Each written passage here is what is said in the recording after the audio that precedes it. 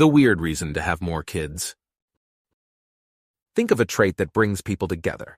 It could be jokiness, religiosity, libertarianism, love of books, or fascination with role-playing games, or seriousness, impiety, statism, hatred of books, or contempt for role-playing games. Take your pick.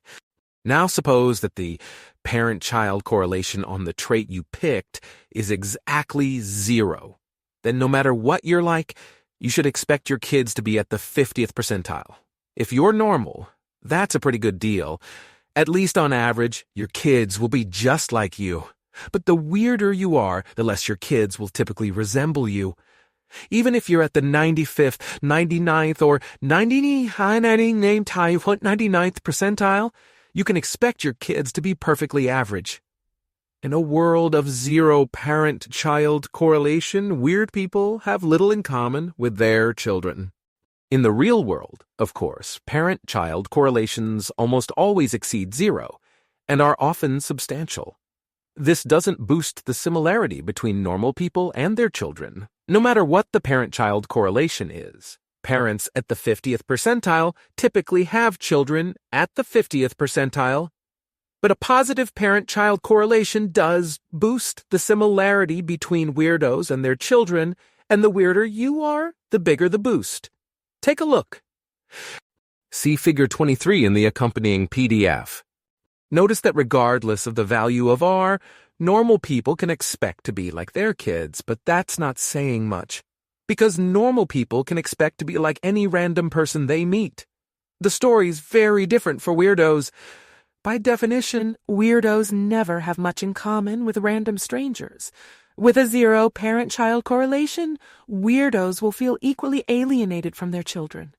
As the parent-child correlation rises, however, weirdos' incompatibility with strangers stays the same. But their expected compatibility with their children gets stronger and stronger. Now let's look at these facts like a mad economist. There are 2 ways to surround yourself with people like you. One is to meet them. The other is to make them. If you're average, meeting people like yourself is easy. People like you are everywhere.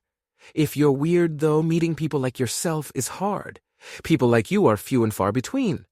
But fortunately, as the parent-child correlation rises, weirdos' odds of making people like themselves get better and better.